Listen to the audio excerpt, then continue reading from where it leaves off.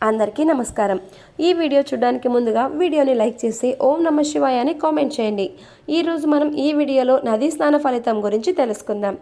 కార్తీక మాసంలో సూర్యోదయానికి ముందే నదీ స్నానాన్ని ఆచరించాలి. నదిలో చేసే కార్తీక స్నానం మరింత ఉత్తమ ఫలితాలను ఇస్తుంది. కార్తీక మాసంలో ఆరోగ్యంగా ఉన్నవారు తప్పనిసరిగా నదీ స్నానం, దేవతార్చన చేయాలి. ఉపవాస దీక్షను చేపట్టి శివాలయాలలోనూ విష్ణు ఆలయాలలోనూ దీపాలు వెలిగించాలి. కార్తీక వ్రతాన్ని ఆచరించాలి. ఆరోగ్యంగా ఉండి స్నానం కూడా చేయని వారు అనేక పాపాలు చేసినట్టు అవుతుంది.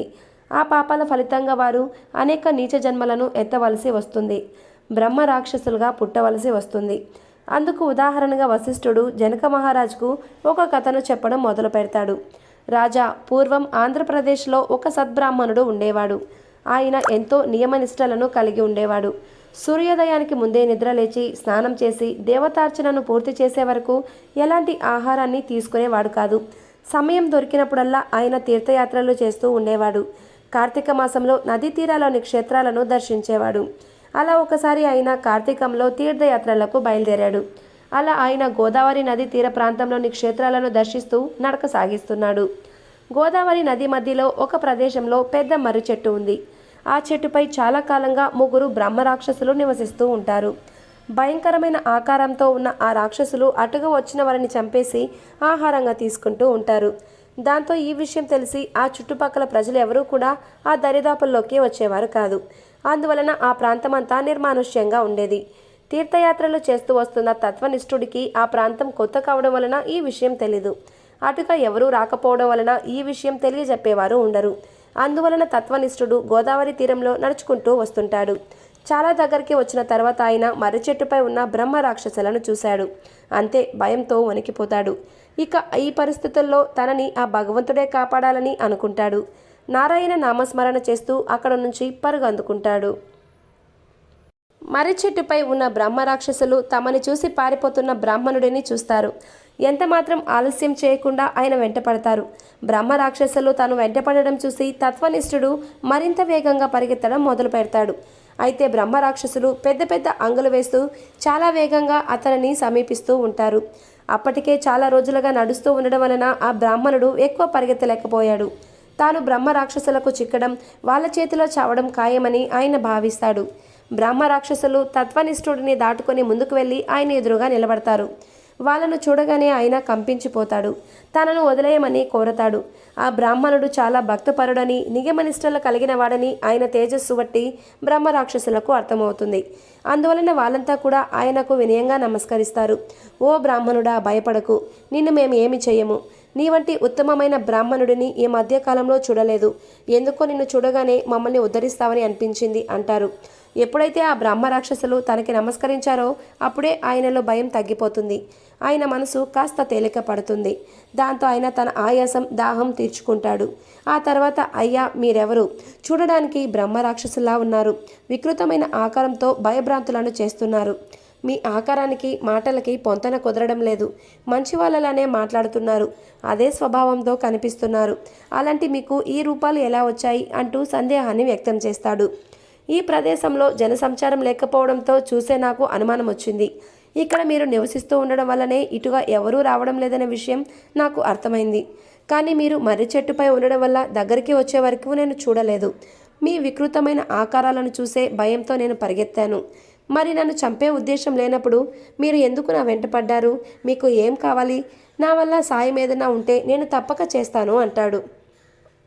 బ్రహ్మ రాక్షసులు ఒకరి ముఖం ఒకరు చూసుకుంటారు. అందులో ఒకడు తన గురించి చెప్పడం మొదలు పెడతాడు. అయ్యా, నేను ద్రావిడ ప్రాంతానికి చెందిన బ్రాహ్మణుడిని. మందరం అనే గ్రామానికి అధికారిని. మా గ్రామంలో ఎవరైనా నేను చెప్పినట్టుగా వినవలసిందే. అధికార బలం వల్ల నేను అవినీతితో కూడిన ఎన్నో పనులను చేశాను. అన్యాయాలకు పాల్పడ్డాను. ఎంతోమందిని నమ్మించి మోసం చేశాను. వంచనతో సాధించిన సొమ్మును చూసుకొని నా తెలివితేటలకు నేనే పొంగిపోయేవాడిని. ఎంతో కష్టపడి బ్రాహ్మణులు సంపాదించుకున్న సంపదను బలవంతంగా సొంతం చేసుకున్నాను. వాళ్ళు ఎన్ని విధాలుగా ప్రాధేయపడినా నేను కనుకరించేవాడిని కాదు. నేను చేసే అన్యాయాలను గురించి ఎవరైనా ప్రశ్నిస్తే నా తెలివితేటలతో వాళ్ళను అనేక రకాలుగా ఇబ్బందులకు గురి చేసేవాడిని. తోటి బ్రాహ్మణులను నేనెప్పుడూ గౌరవించలేదు. ఆకలితో ఉన్న బ్రాహ్మణులకు ఇంత అన్నం పెట్టలేదు. అహంభావం వలన అప్పట్లో అదే గొప్పతనంగా బాధించి గర్వించేవాడిని. ఊపిరి ఉన్నంత వరకు నేను నా ప్రవర్తన మార్చుకోలేదు. అందువలనే భగవంతుడు నాపై ఎంత మాత్రం దయ చూపలేదు. నేను చేసిన పాపాలకు నరకంలో అనేక శిక్షలు అనుభవించాను. ఆ తర్వాత బ్రహ్మ రాక్షసుడై ఇదిగో ఇక్కడ ఈ చెట్టుపై పడి ఉన్నాను. నిన్ను చూస్తుంటే ఉత్తమమైన బ్రాహ్మణుడిలా అనిపించావు. నీలాంటి ధర్మాత్ముడి వలన నాకు విముక్తి కలుగుతుందని అనిపించింది.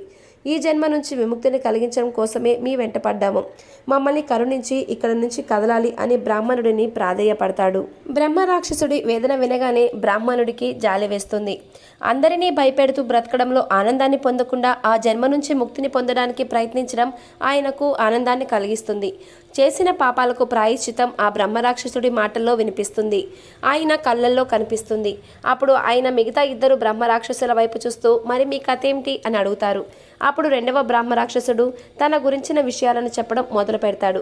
బ్రాహ్మణుడికి రెండవ బ్రహ్మరాక్షసుడు నమస్కరిస్తూ అయ్యా, నేను చేసిన పాపం కన్నవాళ్లను ప్రేమగా చూసుకోకపోవడమే.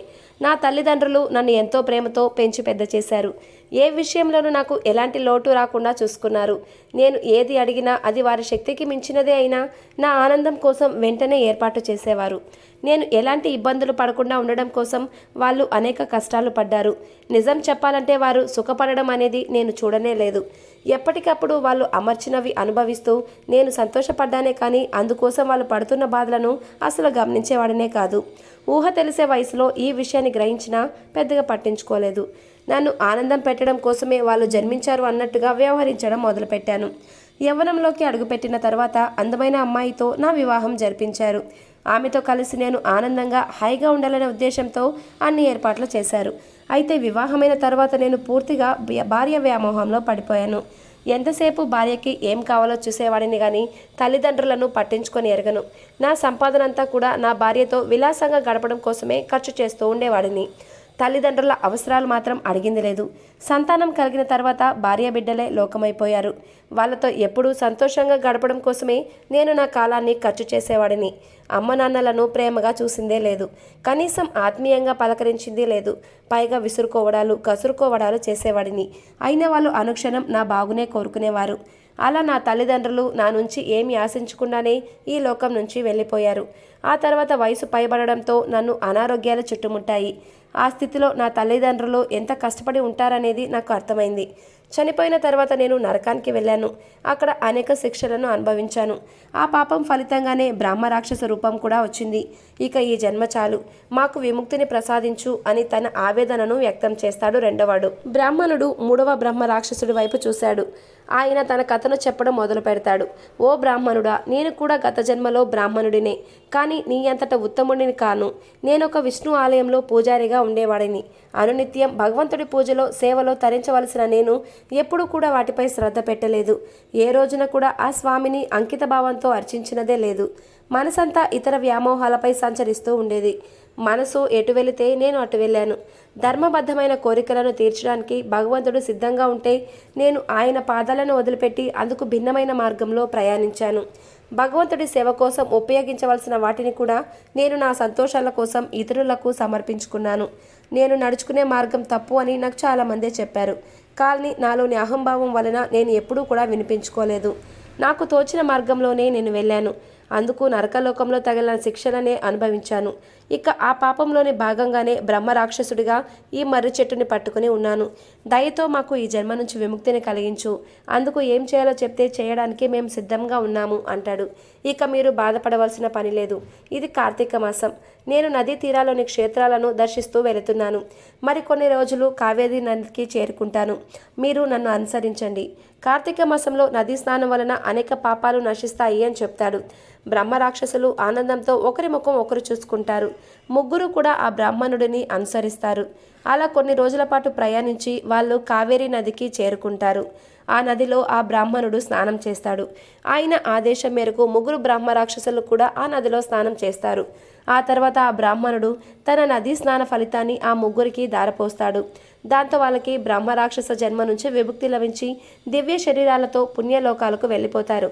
కార్తీకంలో నదీ స్నానం ఎంతటి పుణ్యప్రదమైనది అనేది తెలుసుకొని వశిష్ఠ మహర్షికి జనక మహారాజు భక్తి శ్రద్ధలతో నమస్కరిస్తాడు. మీకు ఈ వీడియో నచ్చితే లైక్ చేయండి, షేర్ చేయండి, సబ్స్క్రైబ్ చేసుకోండి. Thanks for watching.